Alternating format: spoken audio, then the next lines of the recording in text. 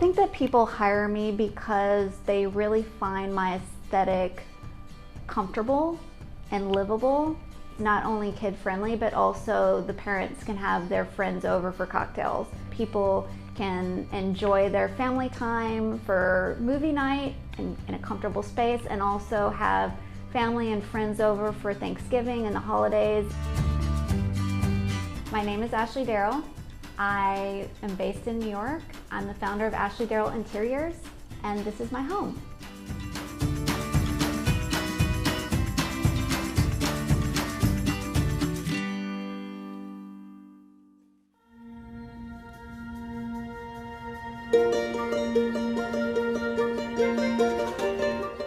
Today we're in my home. It was built in 1864. It's colonial, has 4 beds, 2.5 baths, and it's around 4,000 square feet with an attic that is unrenovated and has 3 bed and 1 bath. When I found this home, it was in really bad condition. There was a lot of rot. There was holes from animals in the columns, all sorts of paint, lead paint everywhere, had flaked off. We did a massive renovation on the exterior of the home. I started mainly with a contractor who I trusted that did older homes. Everything was still in place, and recreated columns and details from hand. I wanted to make sure that it was restored to what it should have been.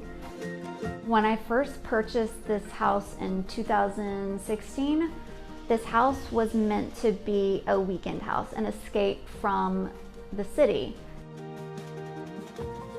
Since COVID hit, we actually moved out here full time. I did change a few pieces of art to more contemporary pieces because that's how I like to live.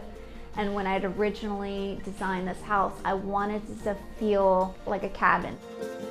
The people that had the house before me purchased the house in 1960s. They added the lights, they added the runner, and that is one of the things that I decided to keep as a memory of them.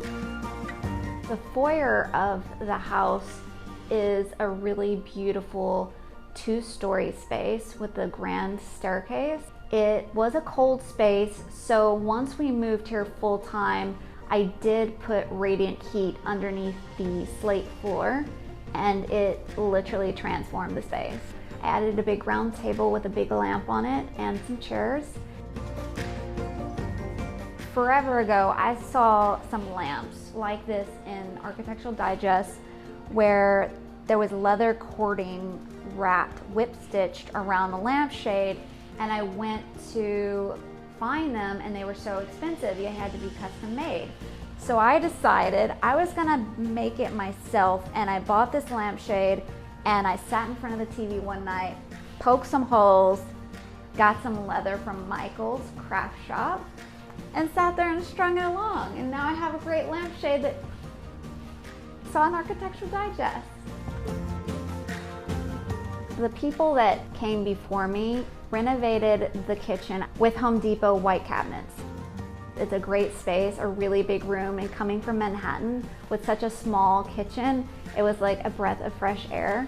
But at the same time, of course I want to renovate it, and it's definitely on the list of things to do.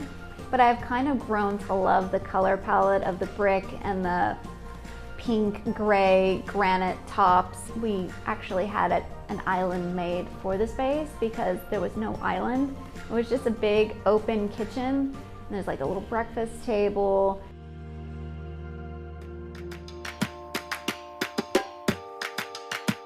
The living room's probably my favorite room of the house. It's inviting, it's warm, movies, popcorn, games, it all happens in that space.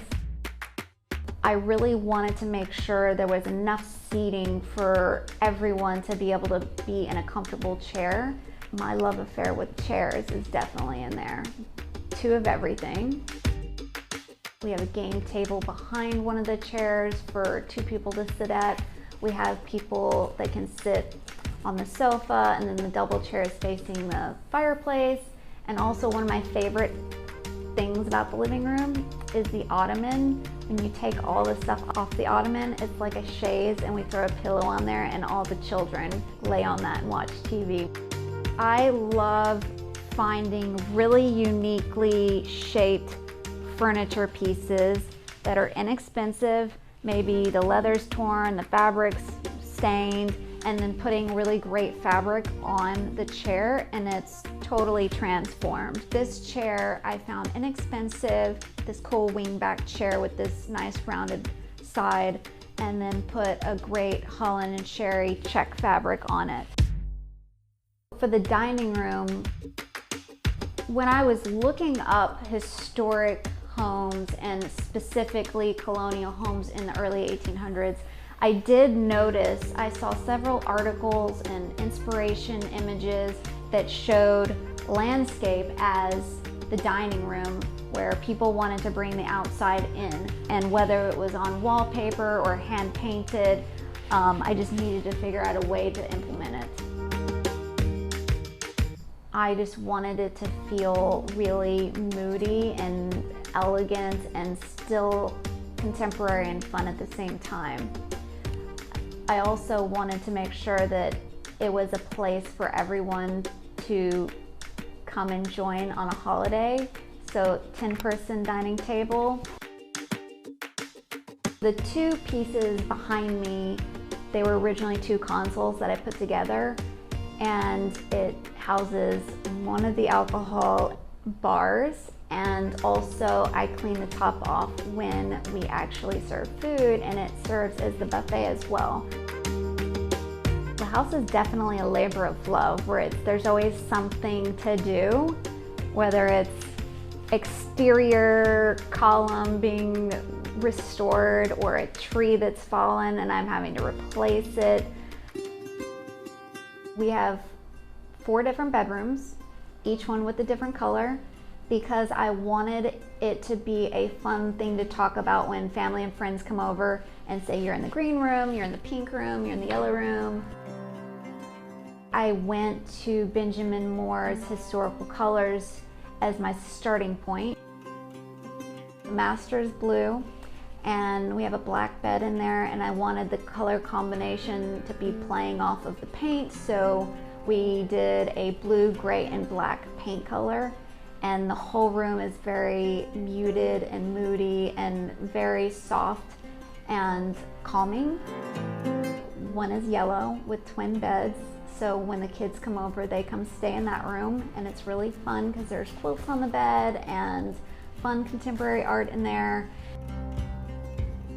And then there's a room in the back with the best view. It's the pink room, and it's a suite because it used to be 2 bedrooms. So I have a bed on one side and a TV and sofa and seating area on the other side. When people don't want to all be in the same room watching TV, they can go upstairs.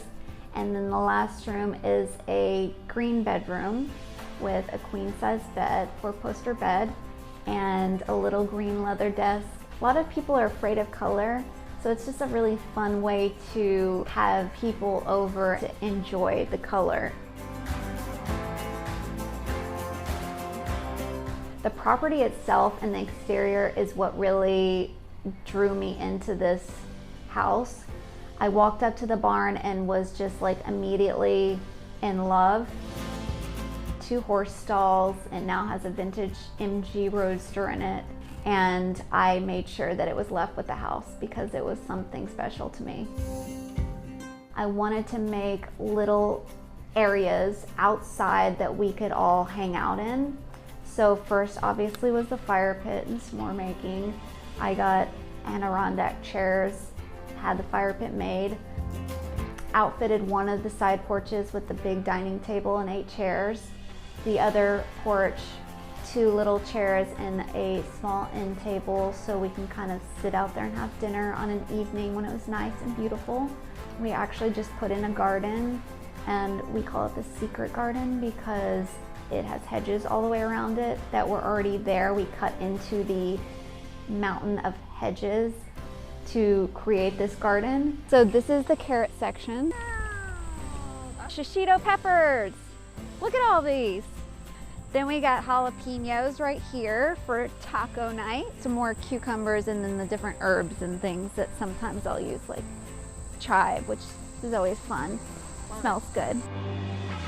The end result of this project, there's never an end because it's constantly going. There's always something to do. If there is an end to the project, then it's time for a new house.